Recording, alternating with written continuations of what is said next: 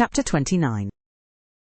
The recollection of about 3 days and nights succeeding this is very dim in my mind.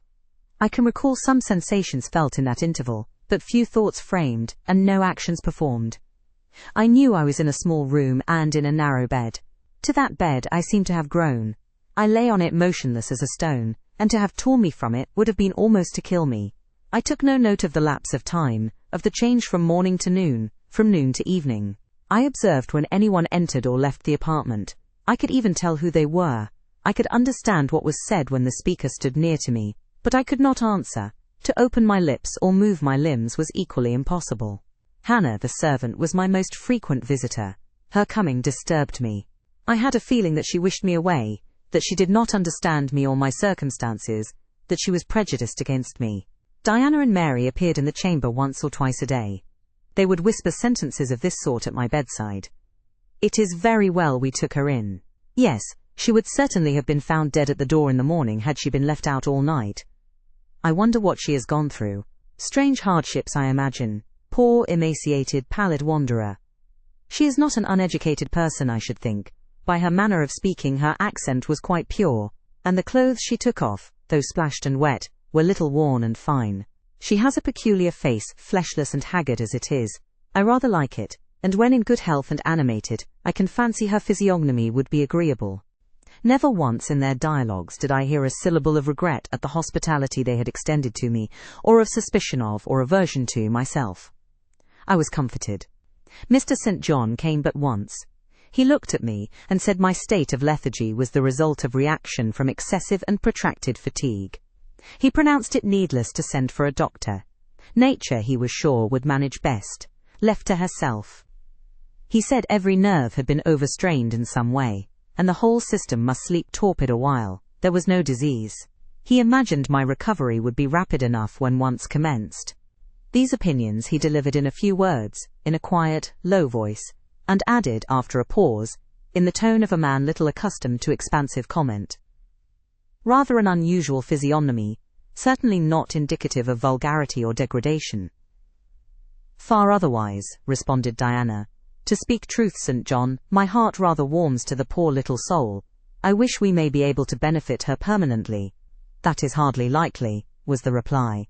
"You will find she is some young lady who has had a misunderstanding with her friends, and has probably injudiciously left them.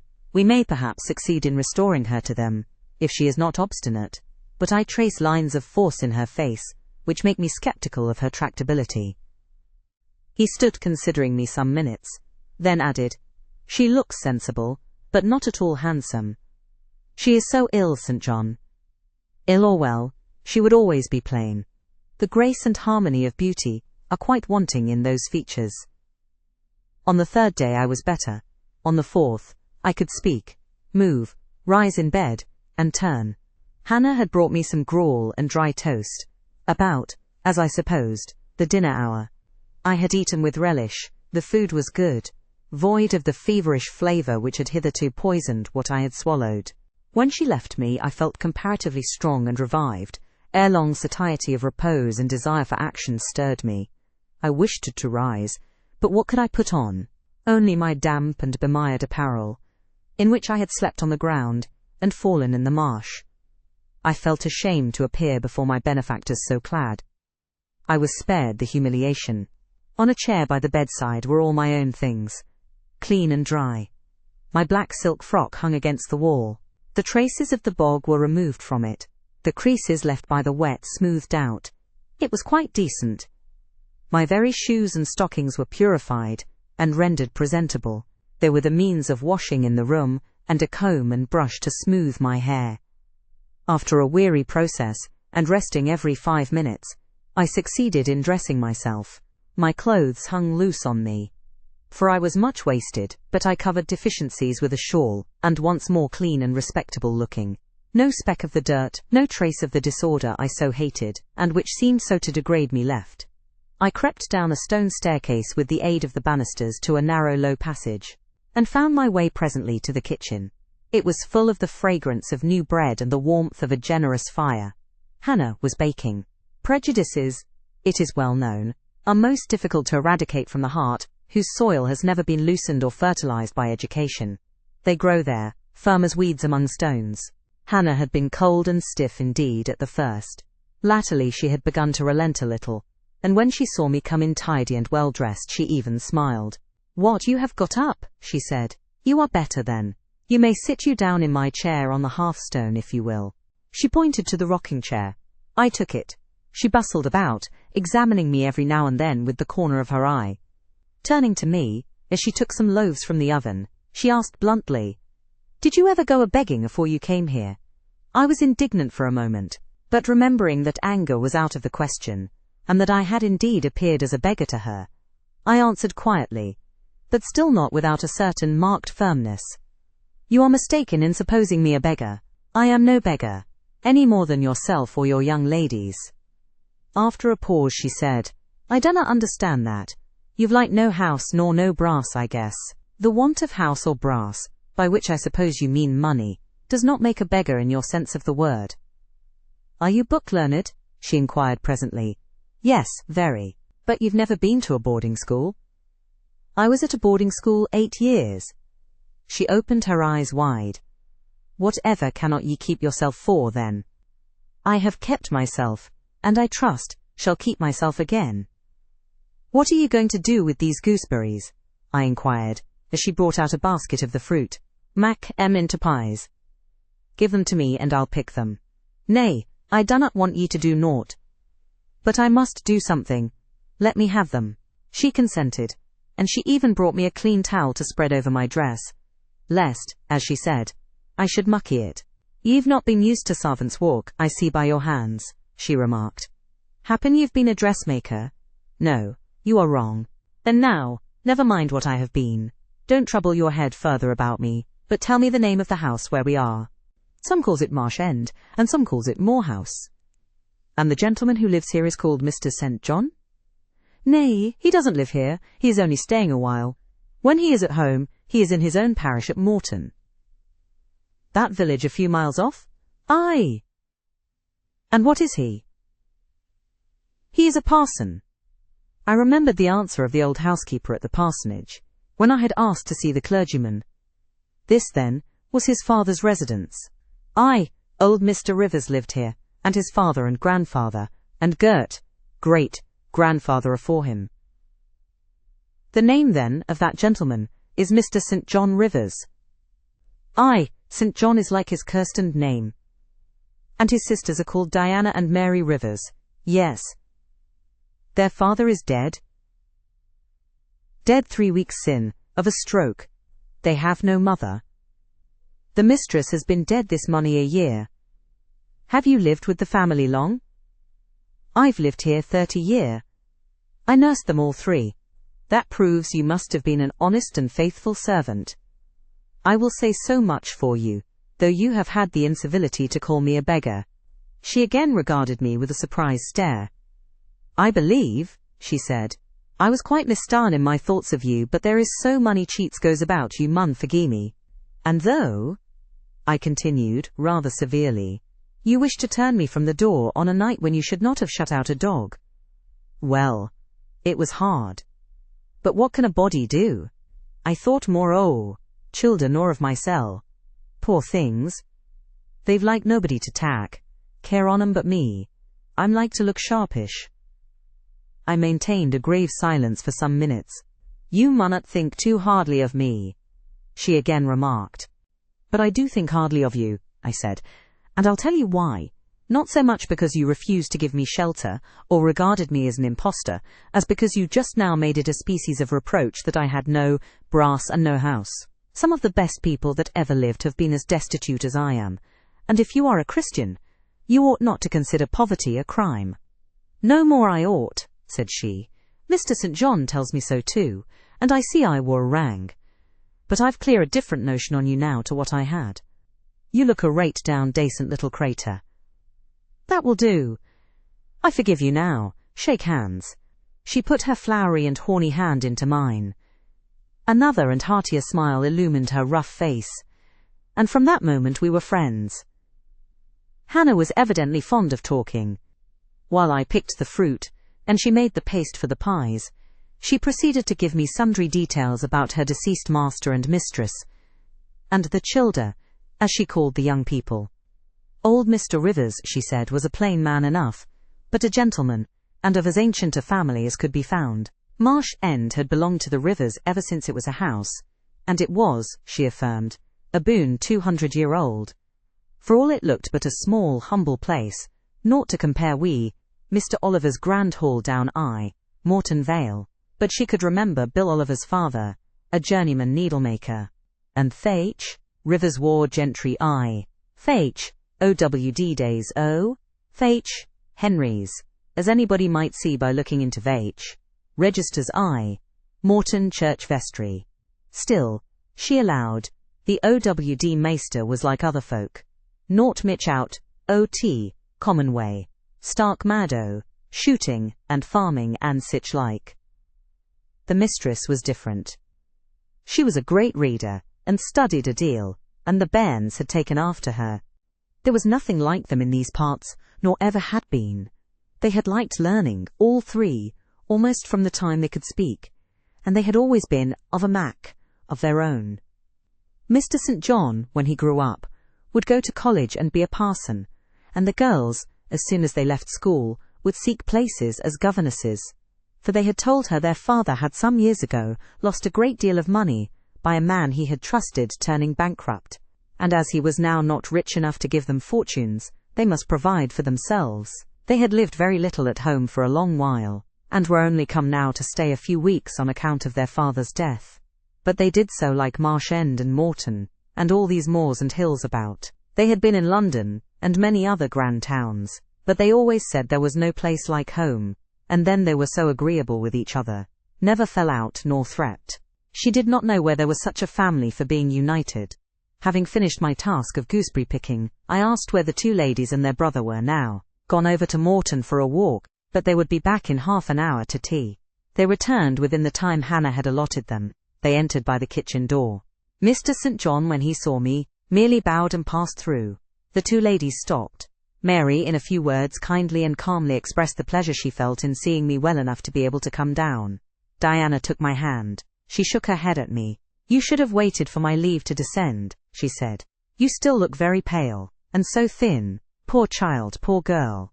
Diana had a voice toned, to my ear, like the cooing of a dove. She possessed eyes whose gaze I delighted to encounter. Her whole face seemed to me full of charm. Mary's countenance was equally intelligent, her features equally pretty, but her expression was more reserved, and her manners, though gentle, more distant. Diana looked and spoke with a certain authority. She had a will, evidently. It was my nature to feel pleasure in yielding to an authority supported like hers, and to bend, where my conscience and self-respect permitted, to an active will. "And what business have you here?" she continued. "It is not your place. Mary and I sit in the kitchen sometimes, because at home we like to be free, even to license. But you are a visitor, and must go into the parlour." "I am very well here." "Not at all, with Hannah bustling about and covering you with flour." "Besides, the fire is too hot for you," interposed Mary. "To be sure," added her sister. "Come, you must be obedient." And still holding my hand, she made me rise, and led me into the inner room. "Sit there," she said, placing me on the sofa, "while we take our things off and get the tea ready. It is another privilege we exercise in our little moorland home, to prepare our own meals when we are so inclined, or when Hannah is baking, brewing, washing, or ironing." She closed the door, leaving me solus with Mr. St. John, who sat opposite, a book or newspaper in his hand. I examined, first, the parlour, and then its occupant. The parlour was rather a small room, very plainly furnished, yet comfortable, because clean and neat. The old-fashioned chairs were very bright, and the walnut-wood table was like a looking-glass. A few strange antique portraits of the men and women of other days decorated the stained walls. A cupboard with glass doors contained some books, and an ancient set of china. There was no superfluous ornament in the room, not one modern piece of furniture, save a brace of work-boxes and a lady's desk in rosewood, which stood on a side table. Everything, including the carpet and curtains, looked at once well-worn and well-saved. Mr. St. John, sitting as still as one of the dusty pictures on the walls, keeping his eyes fixed on the page he perused, and his lips mutely sealed, was easy enough to examine. Had he been a statue instead of a man, he could not have been easier. He was young, perhaps from 28 to 30, tall, slender. His face riveted the eye. It was like a Greek face, very pure in outline, quite a straight, classic nose, quite an Athenian mouth and chin. It is seldom, indeed, an English face comes so near the antique models as did his. He might well be a little shocked at the irregularity of my lineaments, his own being so harmonious. His eyes were large and blue, with brown lashes. His high forehead, colourless as ivory, was partially streaked over by careless locks of fair hair. This is a gentle delineation, is it not, reader?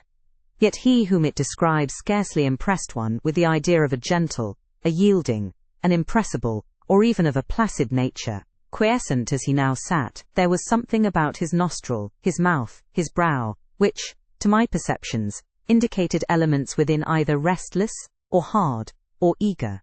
He did not speak to me one word, nor even direct to me one glance, till his sisters returned.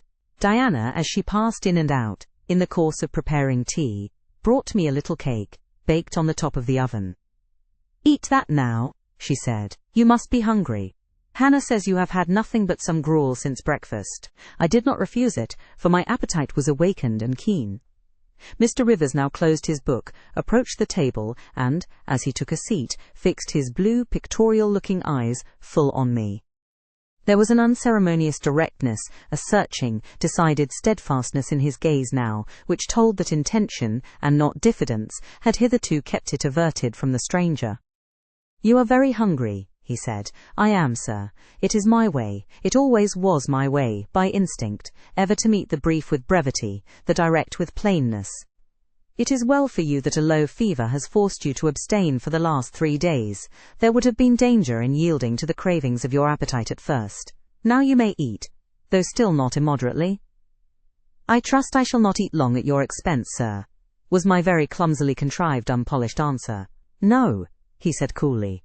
"When you have indicated to us the residence of your friends, we can write to them, and you may be restored to home. That, I must plainly tell you, is out of my power to do, being absolutely without home and friends." The three looked at me, but not distrustfully. I felt there was no suspicion in their glances. There was more of curiosity. I speak particularly of the young ladies. St. John's eyes, though clear enough in a literal sense, in a figurative one, were difficult to fathom. He seemed to use them rather as instruments to search other people's thoughts, than as agents to reveal his own, the which combination of keenness and reserve was considerably more calculated to embarrass than to encourage. "Do you mean to say," he asked, "that you are completely isolated from every connection?" "I do. Not a tie links me to any living thing. Not a claim do I possess to admittance under any roof in England." "A most singular position at your age." Here I saw his glance directed to my hands, which were folded on the table before me. I wondered what he sought there. His words soon explained the quest. "You have never been married? You are a spinster?" Diana laughed. "Why, she can't be above 17 or 18 years old, St. John," said she. "I am near 19, but I am not married." "No." I felt a burning glow mount to my face, for bitter and agitating recollections were awakened by the allusion to marriage. They all saw the embarrassment and the emotion. Diana and Mary relieved me by turning their eyes elsewhere than to my crimsoned visage, but the colder and sterner brother continued to gaze, till the trouble he had excited forced out tears as well as colour. "Where did you last reside?" he now asked. "You are too inquisitive, St. John," murmured Mary in a low voice, but he leaned over the table and required an answer by a second firm and piercing look. "The name of the place where, and of the person with whom I lived, is my secret," I replied concisely, "which, if you like, you have, in my opinion, a right to keep, both from St. John and every other questioner," remarked Diana. "Yet if I know nothing about you or your history, I cannot help you," he said. "And you need help, do you not?" "I need it, and I seek it so far, sir, that some true philanthropist will put me in the way of getting work which I can do, and the remuneration for which will keep me, if but in the barest necessaries of life. I know not whether I am a true philanthropist, yet I am willing to aid you to the utmost of my power in a purpose so honest. First then, tell me what you have been accustomed to do, and what you can do." I had now swallowed my tea. I was mightily refreshed by the beverage, as much so as a giant with wine. It gave new tone to my unstrung nerves, and enabled me to address this penetrating young judge steadily. "Mr. Rivers," I said, turning to him and looking at him, as he looked at me openly and without diffidence. "You and your sisters have done me a great service. The greatest man can do his fellow being. You have rescued me, by your noble hospitality, from death. This benefit conferred gives you an unlimited claim on my gratitude, and a claim, to a certain extent, on my confidence. I will tell you as much of the history of the wanderer you have harbored as I can tell without compromising my own peace of mind, my own security, moral and physical, and that of others. I am an orphan, the daughter of a clergyman. My parents died before I could know them. I was brought up a dependent, educated in a charitable institution. I will even tell you the name of the establishment, where I passed 6 years as a pupil, and 2 as a teacher, Lowood Orphan Asylum. Sure, you will have heard of it, Mr. Rivers? The Reverend Robert Brocklehurst is the treasurer. I have heard of Mr. Brocklehurst, and I have seen the school. I left Lowood nearly a year since to become a private governess. I obtained a good situation, and was happy. This place I was obliged to leave 4 days before I came here. The reason of my departure I cannot and ought not to explain. It would be useless, dangerous, and would sound incredible. No blame attached to me. I am as free from culpability as any one of you 3. Miserable I am, and must be for a time, for the catastrophe which drove me from a house I had found a paradise was of a strange and direful nature.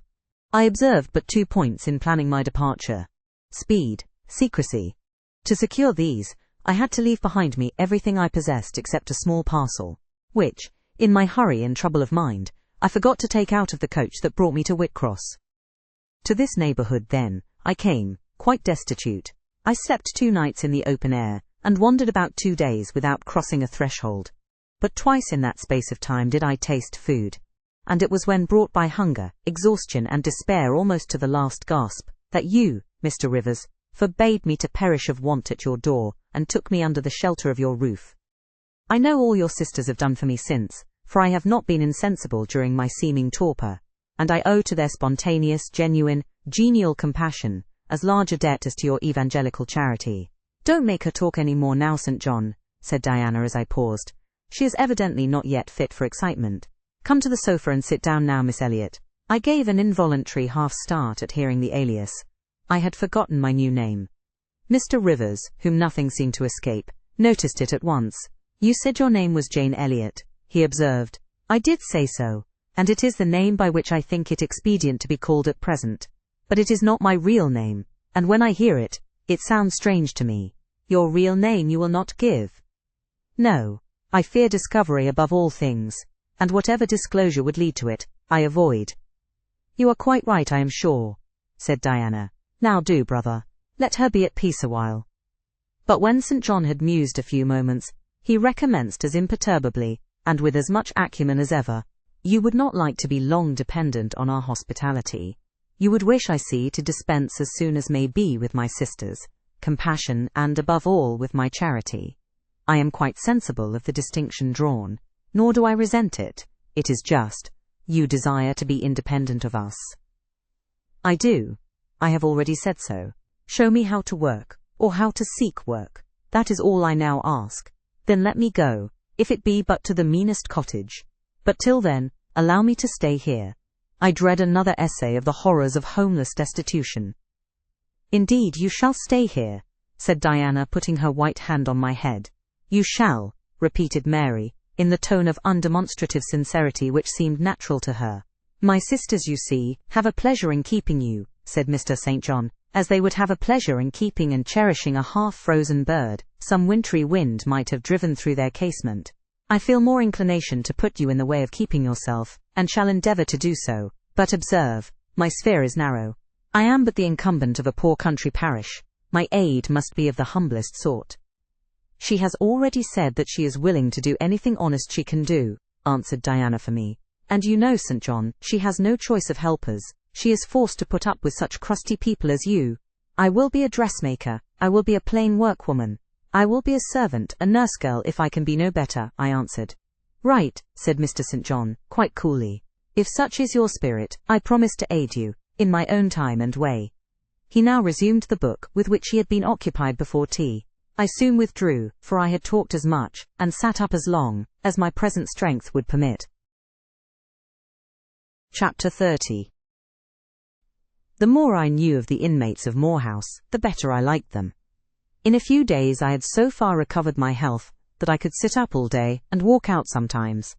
I could join with Diana and Mary in all their occupations, converse with them as much as they wished, and aid them when and where they would allow me. There was a reviving pleasure in this intercourse of a kind now tasted by me for the first time, the pleasure arising from perfect congeniality of tastes, sentiments, and principles.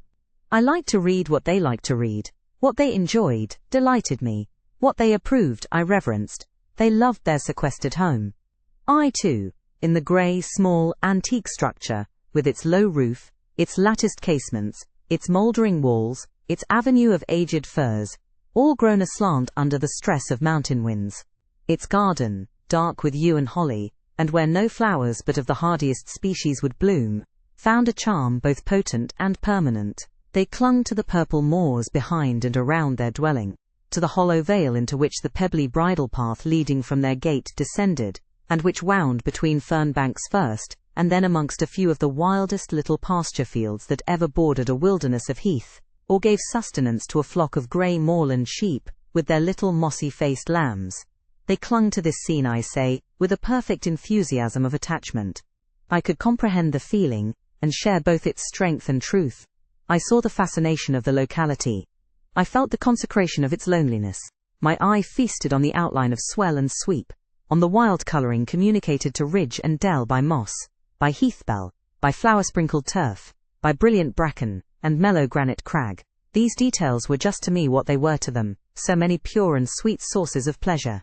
The strong blast and the soft breeze, the rough and the halcyon day, the hours of sunrise and sunset, the moonlight and the clouded night, developed for me, in these regions, the same attraction as for them, wound round my faculties the same spell that entranced theirs. Indoors we agreed equally well. They were both more accomplished and better read than I was. But with eagerness I followed in the path of knowledge they had trodden before me. I devoured the books they lent me, then it was full satisfaction to discuss with them in the evening what I had perused during the day. Thought fitted thought. Opinion met opinion. We coincided, in short, perfectly. If in our trio there was a superior and a leader, it was Diana. Physically, she far excelled me. She was handsome. She was vigorous. In her animal spirits there was an affluence of life and certainty of flow, such as excited my wonder, while it baffled my comprehension. I could talk a while when the evening commenced, but the first gush of vivacity and fluency gone, I was fain to sit on a stool at Diana's feet, to rest my head on her knee, and listen alternately to her and Mary, while they sounded thoroughly the topic on which I had but touched. Diana offered to teach me German. I liked to learn of her. I saw the part of instructress pleased and suited her. That of scholar pleased and suited me no less. Our natures dovetailed. Mutual affection, of the strongest kind, was the result. They discovered I could draw. Their pencils and colour boxes were immediately at my service. My skill, greater in this one point than theirs, surprised and charmed them. Mary would sit and watch me by the hour together. Then she would take lessons, and a docile, intelligent, assiduous pupil she made. Thus occupied, and mutually entertained, days passed like hours, and weeks like days. As to Mr. St. John, the intimacy which had arisen so naturally and rapidly between me and his sisters did not extend to him. One reason of the distance yet observed between us was, that he was comparatively seldom at home. A large proportion of his time appeared devoted to visiting the sick and poor among the scattered population of his parish. No weather seemed to hinder him in these pastoral excursions. Rain or fair, he would, when his hours of morning study were over, take his hat, and, followed by his father's old pointer Carlo, go out on his mission of love or duty. I scarcely know in which light he regarded it. Sometimes, when the day was very unfavourable, his sisters would expostulate. He would then say with a peculiar smile, more solemn than cheerful, and if I let a gust of wind or a sprinkling of rain turn me aside from these easy tasks, what preparation would such sloth be for the future I proposed to myself? Diana and Mary's general answer to this question was a sigh, and some minutes of apparently mournful meditation. But besides his frequent absences, there was another barrier to friendship with him. He seemed of a reserved, an abstracted, and even of a brooding nature. Zealous in his ministerial labours, blameless in his life and habits, he yet did not appear to enjoy that mental serenity, that inward content, which should be the reward of every sincere Christian and practical philanthropist. Often, of an evening, when he sat at the window, his desk and papers before him, he would cease reading or writing, rest his chin on his hand, and deliver himself up to I know not what course of thought, but that it was perturbed and exciting might be seen in the frequent flash and changeful dilation of his eye. I think, moreover, that nature was not to him that treasury of delight it was to his sisters. He expressed once, and but once in my hearing, a strong sense of the rugged charm of the hills, and an inborn affection for the dark roof and hoary walls he called his home. But there was more of gloom than pleasure in the tone and words in which the sentiment was manifested, and never did he seem to roam the moors for the sake of their soothing silence, never seek out or dwell upon the thousand peaceful delights they could yield. Incommunicative as he was, some time elapsed before I had an opportunity of gauging his mind. I first got an idea of its caliber when I heard him preach in his own church at Morton. I wish I could describe that sermon, but it is past my power. I cannot even render faithfully the effect it produced on me. It began calm, and indeed, as far as delivery and pitch of voice went, it was calm to the end.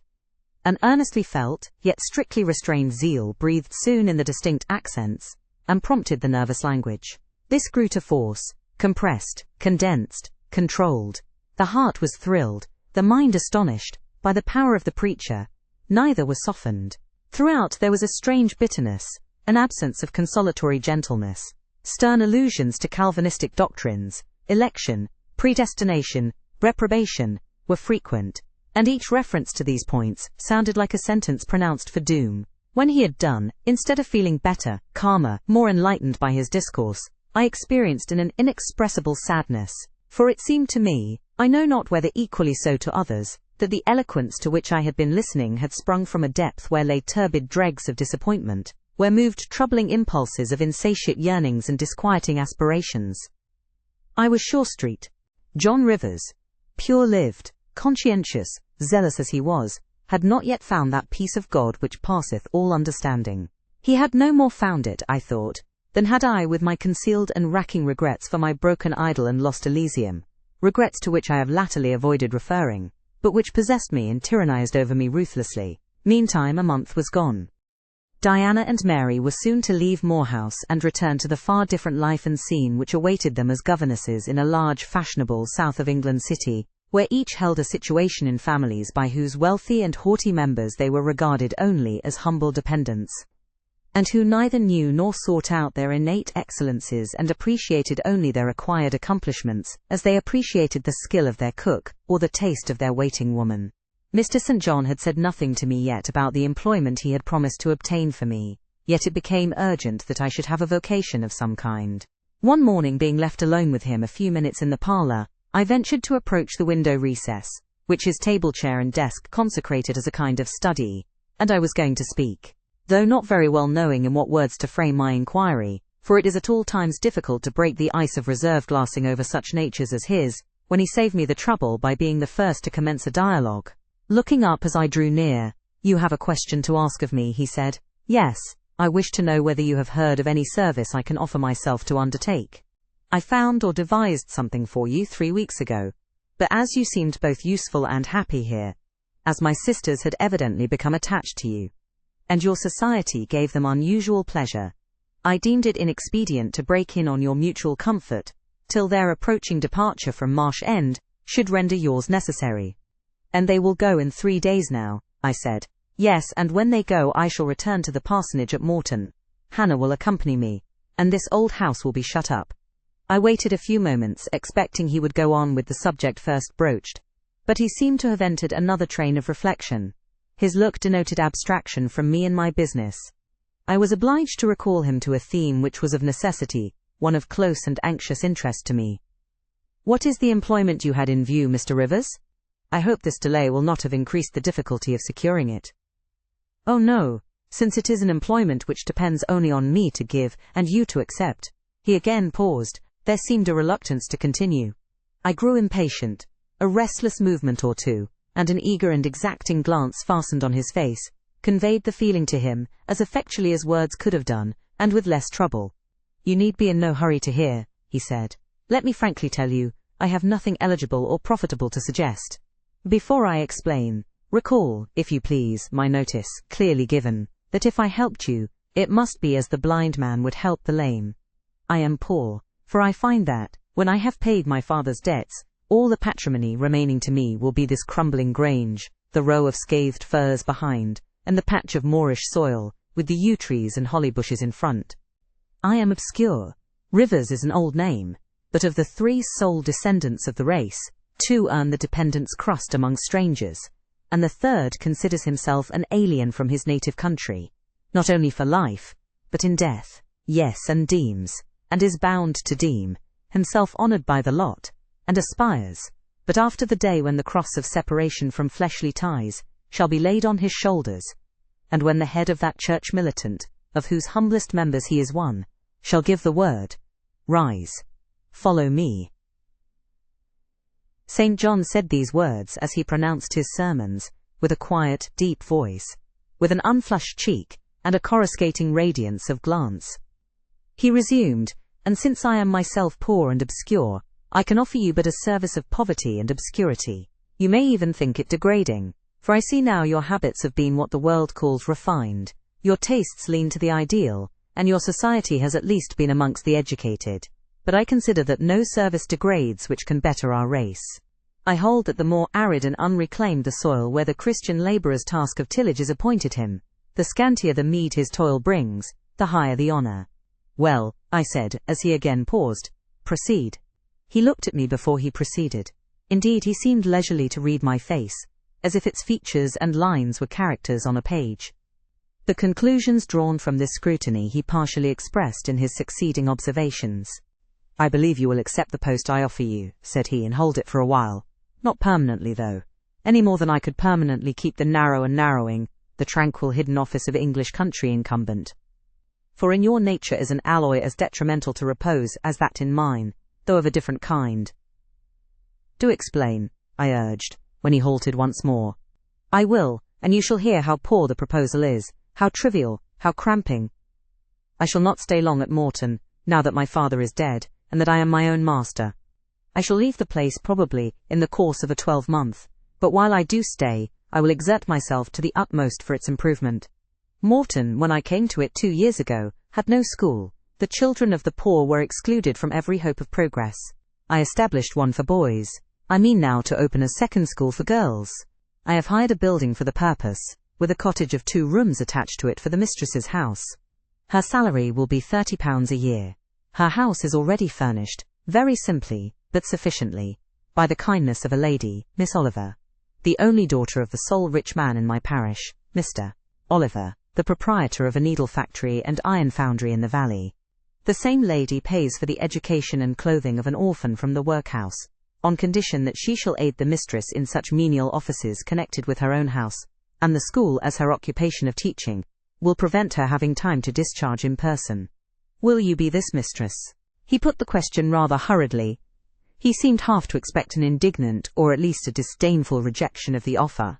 Not knowing all my thoughts and feelings, though guessing some, he could not tell in what light the lot would appear to me. In truth it was humble, but then it was sheltered, and I wanted a safe asylum. It was plodding, but then, compared with that of a governess in a rich house, it was independent. And the fear of servitude with strangers entered my soul like iron. It was not ignoble, not unworthy, not mentally degrading. I made my decision. "I thank you for the proposal, Mr. Rivers, and I accept it with all my heart." "But you comprehend me," he said. "It is a village school. Your scholars will be only poor girls, cottagers, children, at the best, farmers, daughters. Knitting, sewing, reading, writing, ciphering, will be all you will have to teach. What will you do with your accomplishments? What, with the largest portion of your mind, sentiments, tastes? Save them till they are wanted. They will keep. You know what you undertake then?" "I do." He now smiled, and not a bitter or a sad smile, but one well pleased and deeply gratified. "And when will you commence the exercise of your function?" "I will go to my house tomorrow and open the school if you like next week." "Very well. So be it." He rose and walked through the room. Standing still, he again looked at me. He shook his head. "What do you disapprove of, Mr. Rivers?" I asked. "You will not stay at Morton long. No, no. Why? What is your reason for saying so? I read it in your eye. It is not of that description which promises the maintenance of an even tenor in life. I am not ambitious. He started at the word ambitious. He repeated, No. What made you think of ambition? Who is ambitious? I know I am, but how did you find it out? I was speaking of myself. Well, if you are not ambitious, you are... He paused. What? I was going to say, impassioned. But perhaps you would have misunderstood the word and been displeased. I mean that human affections and sympathies have a most powerful hold on you. I am sure you cannot long be content to pass your leisure in solitude, and to devote your working hours to a monotonous labor wholly void of stimulus. Any more than I can be content, he added with emphasis, to live here buried in morass, pent in with mountains. My nature that God gave me, contravened. My faculties, heaven bestowed, paralyzed, made useless. You hear now how I contradict myself. I, who preached contentment with a humble lot, and justified the vocation even of hewers of wood and drawers of water in God's service. I, his ordained minister, almost rave in my restlessness. Well, propensities and principles must be reconciled by some means. He left the room. In this brief hour I had learnt more of him than in the whole previous month. Yet still he puzzled me. Diana and Mary Rivers became more sad and silent as the day approached for leaving their brother and their home. They both tried to appear as usual, but the sorrow they had to struggle against was one that could not be entirely conquered or concealed. Diana intimated that this would be a different parting from any they had ever yet known. It would probably, as far as St. John was concerned, be a parting for years. It might be a parting for life. He will sacrifice all to his long-framed resolves, she said. Natural affection and feelings more potent still. St. John looks quiet, Jane, but he hides a fever in his vitals. You would think him gentle. Yet, in some things he is inexorable as death. And the worst of it is, my conscience will hardly permit me to dissuade him from his severe decision. Certainly I cannot for a moment blame him for it. It is right, noble Christian, yet it breaks my heart. And the tears gushed to her fine eyes. Mary bent her head low over her work. We are now without father. We shall soon be without home and brother, she murmured. At that moment a little accident supervened, which seemed decreed by fate purposely to prove the truth of the adage, that misfortunes never come singly, and to add to their distresses, the vexing one of the slip between the cup and the lip. St. John passed the window reading a letter. He entered. Our Uncle John is dead, said he. Both the sisters seemed struck.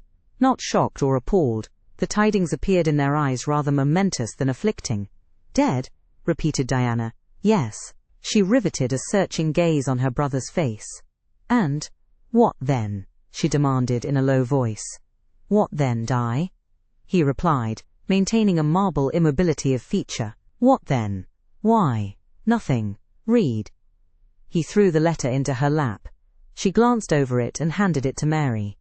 Mary perused it in silence and returned it to her brother. All three looked at each other, and all three smiled.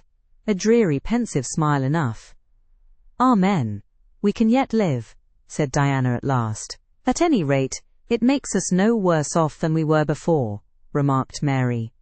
Only it forces rather strongly on the mind the picture of what might have been, said Mr. Rivers, and contrasts it somewhat too vividly with what is.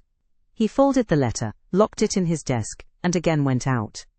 For some minutes no one spoke. Diana then turned to me. Jane, you will wonder at us and our mysteries, she said, and think us hard-hearted beings not to be more moved at the death of so near a relation as an uncle. But we have never seen him or known him. He was my mother's brother. My father and he quarrelled long ago. It was by his advice that my father risked most of his property in the speculation that ruined him. Mutual recrimination passed between them. They parted in anger and were never reconciled. My uncle engaged afterwards in more prosperous undertakings. It appears he realized a fortune of £20,000. He was never married, and had no near kindred but ourselves and one other person, not more closely related than we. My father always cherished the idea that he would atone for his error by leaving his possessions to us.